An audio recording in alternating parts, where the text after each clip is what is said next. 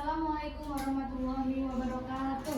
Waalaikumsalam warahmatullahi wabarakatuh. Selamat pagi semua. Pagi. Apa kabarnya, sehat ya? Alhamdulillah. Oke. Sebelum kita masuk pelajaran, saya mau absensi dulu. Sekarang tanggal berapa ya? 15 April ya? Iya. Ana Alfia Anissa, Hadiroh. Asteria Nursyifa, Hadiroh. Devi Listiawati, Evi Yuliani, Hadiroh. Faniati, Hadiroh. Paulina, Hadiroh. Miftahul, Hadiroh. Nafisatul, Hadiroh. Putri Nur Khalifah, Hadiroh. Rahma Nur Aini, Hadiroh.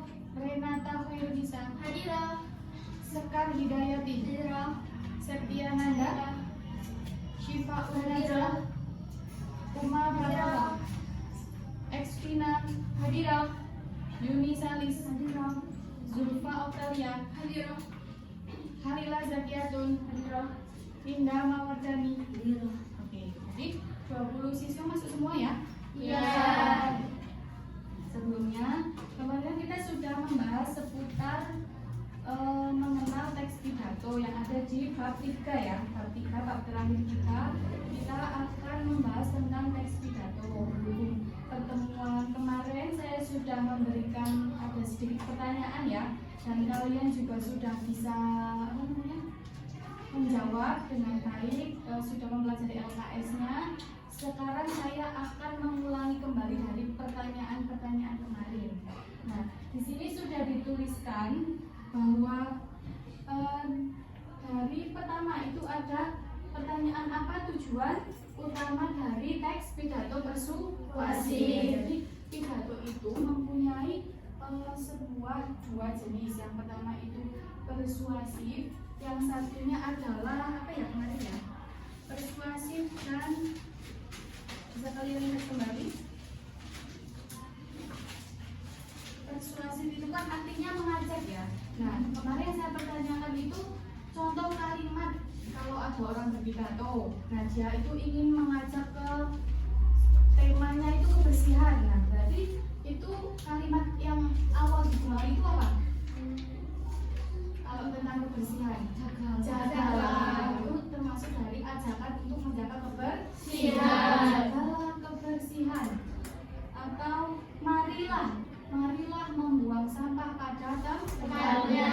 Merupakan contoh kalimat persuasif yang artinya meyakinkan dan mengajak pendengar. Itu dalam konteks sekolah itu kan penting menjaga kebersihan, ketertiban, keamanan gitu ya. Jadi seperti di kelas kita ini kan sudah banyak tertempel poster-poster tentang persuasif ya, ajakan, terus larangan-larangan, dilarang membuang sampah, dilarang merokok, dilarang pacaran, apa itulah sudah banyak sekali. Jadi di sini yang dibahas adalah tentang orang berpidato yang ingin mengajak seseorang ke kebersihan, ya intinya tentang yang mengajak seseorang supaya hatinya itu selama ini saya itu belum bisa menjaga kebersihan kelas. Nanti semenjak mendengar pidato teman saya yang tadi, saya jadi ada keinginan untuk menjaga kebersihan kelas, mulai dari piket, jangan lupa ya, piket kelas, piket sekolah,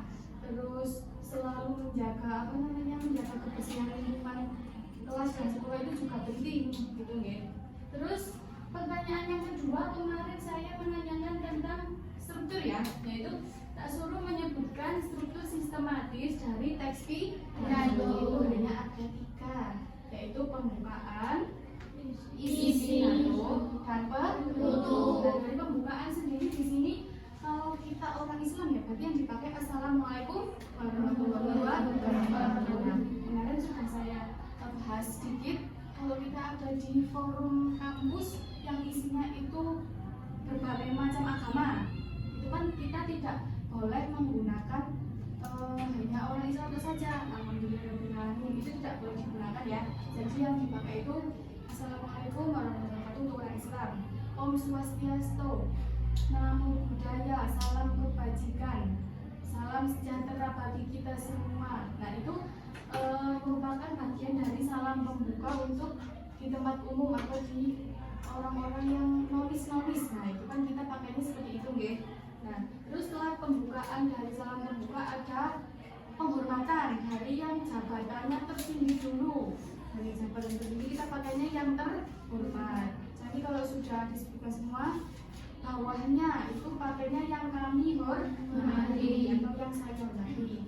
Terus kalau yang sepadan sama kita teman-teman, tadi tak lupa kepada teman-teman yang saya banggakan dan yang saya cintai.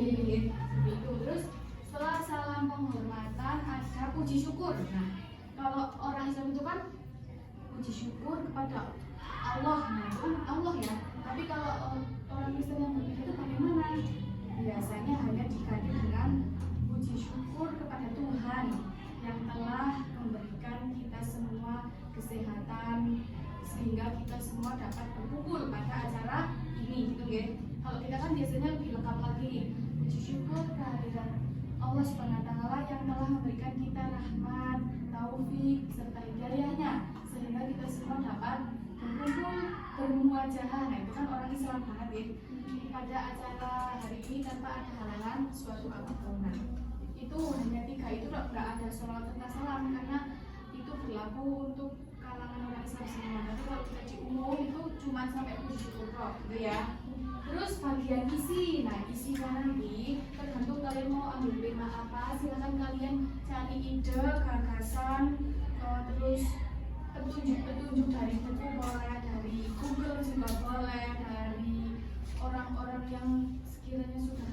Kalau kalian percaya contoh kalian mau pidato tentang bahasa Jawa, tanya sama Pak Guru bahasa Jawa itu boleh.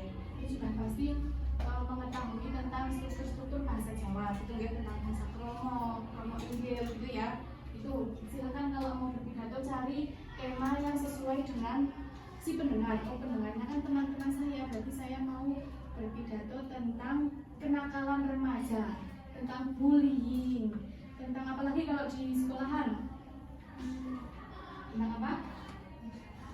Ketertiban kayak dari seragam ya, seragam, terus membawa buku sesuai dengan jadwal. Itu kan penting ya, disampaikan di video itu tidak apa-apa, karena itu kadang ada banyak teman-teman kita yang melalaikan atau biarinlah aku nggak bawa kaos kaki, aku nggak bawa LKS ini, gitu kan kadang ada yang lalai. Maka kita ingatkan dengan cara berpidato. Terus bagian penutup gampang sekali, biasanya sebelum kita mengucapkan salam penutup itu ada kesimpulan dari pidato yang saya sampaikan adalah sekian. Terus kalau sudah selesai baru kalian demikian yang harus saya sampaikan, ada kurang lebihnya tadi apa? Saya mohon maaf, saya akhiri.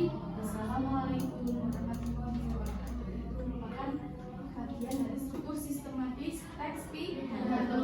Terus yang ketiga, sebutkan contoh kalimat persuasif atau ajakan yang ada di teks pidato. Jadi sudah saya kasih contoh sedikit ya, yaitu ada marilah, ayo, jaga kesehatan, jagalah kebersihan, marilah jaga barang Anda dari copet, dari pencuri. Nah itu ya, silakan kalian cari kalimat-kalimat ajakan yang supaya orang-orang itu menjadi oh iya, gara-gara pidatonya si Evi saya jadi teringat kalau bahwa uang itu harus di saku, jangan ditaruh di buku nanti hilang, gitu ya. Terus pertanyaan nomor 4, apa saja unsur-unsur yang harus ada dalam bagian pembukaan pidato? Tadi juga sudah saya sampaikan ya, dari jalan pembuka, ucapan penghormatan dan juga ucapan syukur. Itu sangat mendasar sekali. Jadi kalian kalau mau berpidato tinggal ngafalin isinya tok. Kalau contoh ini salam membuka sambil ucapan syukur itu harusnya sudah di luar kepala, sudah apal banget pokoknya. Lanjut pertanyaan kelima, sebutkan ciri-ciri teks pidato yang baik. Apa yang pertama? Tujuan yang jelas dan jelas. Jadi nomor 1 dulu, tujuan yang jelas itu bagaimana? Udah jelas, kamu itu pidato kan ini nyata kayak ngelawak, nopo ajeng caper-caper doang, atau kayak nyanyi-nyanyi, nopo ajeng nopo kan harus jelas ya. Jadi isinya saya mau menyampaikan sebuah motivasi sama teman-teman, saya mau mengajak teman-teman itu harus ada tujuan yang jelas. Terus apa ciri yang kedua? Isinya mengandung kebenaran. Mboten pareng, tidak boleh berbohong ya. Kalau di forum berpidato itu kita harus mempunyai sumber yang valid atau sumber yang sudah pasti jelas kebenarannya dari buku. Kayak kemarin saya sudah menyampaikan, kalau mau berpidato boleh disebutkan sumbernya. Dari saya tadi melihat atau searching di Google di NU online itu boleh. Saya tadi membaca di buku filsafat pendidikan itu juga boleh. Jadi sumbernya sambil disampaikan juga boleh supaya orang-orang lebih percaya. Terus ciri yang ketiga apa? Pidato bersifat efektif. Efektif niku dari pembukaan sampai penutup itu jelas. Pembukaan sampai yang niku dari pembukaan sudah jelas dari salam, terus salam penghormatan sama syukur niku boten kok dilompat-lompati. Assalamualaikum saking grogi nih. Assalamualaikum warahmatullahi wabarakatuh. Saya di sini mau puji syukur dulu deh. Nah, salam penghormatannya ketinggalan. Itu jangan sampai ya. Jadinya efektif dari pembukaan isi sampai penutup itu harus sistematis atau urut. Terus yang terakhir Bisa diselingi dengan humor. apa kemarin? Masih ingat? Lucu. Atau kita sering pakai nyanyian boleh, pakai pantun boleh, pakai kata-kata hari ini juga boleh. Jadi sebelum salam pun boleh kalau kalian mau pantun dulu. Kan kadang ada ya orang mau berpidato tapi yang menjawab salam itu lemas. Nah, jadi kadang dikasih pantun dulu. Jadi orang yang menjawab salam itu semangat gitu ya. Jadi boleh kalau mau bikin pidato kok kayaknya datar-datar saja, nanti orang-orang yang mau mendengarkan males. Oh, saya mau bernyanyi, saya mau sholawat, saya mau kata-kata hari ini, itu juga boleh. Seperti itu ya. Oke, ciri-ciri sudah selesai. Kita ke pertanyaan terakhir, yaitu sebutkan contoh salam penutup dalam pidato. Itu bermacam-macam ya. Sekian dan terima kasih juga boleh, demikian juga boleh. Tapi untuk memudahkan menghafalkan, biasanya demikian yang dapat saya sampaikan.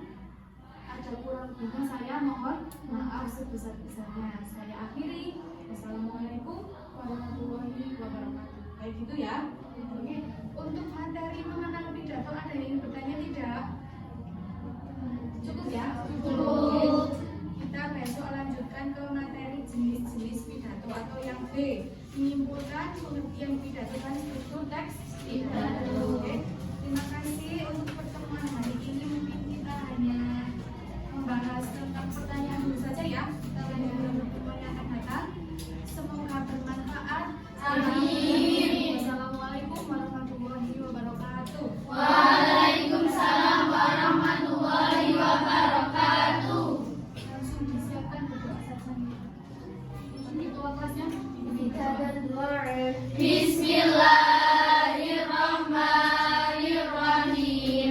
Wal 'asri innal insana lafi khusrin illa alladziina aamanu wa 'amilus